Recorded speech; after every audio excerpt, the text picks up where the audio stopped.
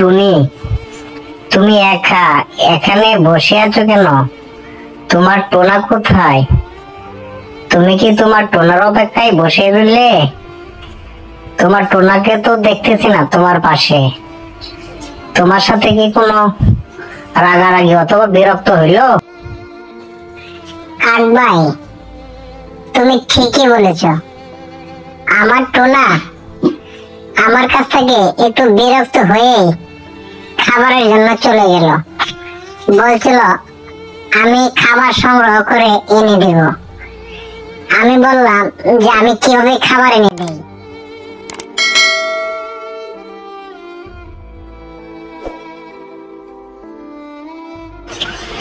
টোনা, তুমি দেখা যাচ্ছে এই অট্টালিকায় বসে আছো। তুমি কি খবর রাখো তোমার টোনের কি অবস্থা? তুমি জানো না, তোমার জন্য কাঁদতে কাঁদতে চোখের জল হয়তো এখন পর্যন্ত শুকিয়ে গেছে। এইভাবে কেউ খাবারের জন্য কারো ফ্যামিলির সাথে কি ঝগড়া করে? তুমি ঝগড়া করে কেন আসলে? এটা কিন্তু তুমি ঠিক করো নাই। চলো এক্ষুনি তাড়াতাড়ি চলো। আর যদি তুমি দেরি করো তাহলে তোমার টুনিকে হয়তো নাও পেতে পারো, কারণ তোমার জন্য সে অস্থির ও পাগল হয়েছে। আমি গেলাম, দেখে আসলাম কি অবস্থা। চলো আমার সাথে চলো, তোমার টুনির পাশে বসে একটু সান্ত্বনা দিবে। ঠিক আছে কাক ভাই, তুমি যেহেতু বলতেছো আমার টুনি আমার জন্য কাঁদতেছে, তাহলে চলো তুমিও আমার সাথে। আমরা একসাথে যাব আমার বাসায়। আমরা খাওয়া দাওয়া করব, আনন্দ ফুর্তি করব। চলো ভাই।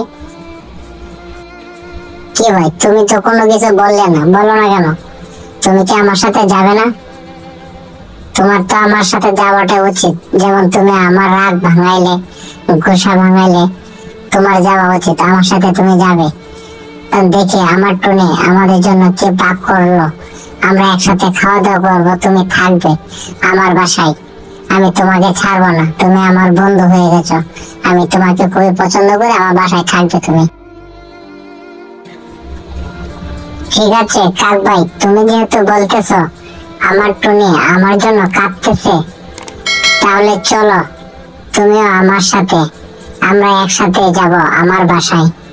আমরা খাওয়া দাওয়া করব, আনন্দ ফুর্তি করব। চলো ভাই। কি ভাই, তুমি তো কোনো কিছু বললে না, বলো না কেন? তুমি কি আমার সাথে যাবে না? তোমার তো আমার সাথে যাওয়াটা উচিত। যেমন তুমি আমার রাগ ভাঙাইলে, গোসা ভাঙাইলে, তোমার যাওয়া উচিত। আমার সাথে তুমি যাবে। দেখি আমার টুনি আমাদের জন্য কি পাক করলো। আমরা একসাথে খাওয়া দাওয়া করবো, তুমি থাকবে আমার বাসায়। আমি তোমাকে ছাড়বো না, তুমি আমার বন্ধু হয়ে গেছো। আমি তোমাকে খুবই পছন্দ করি, আমার বাসায় থাকবে তুমি।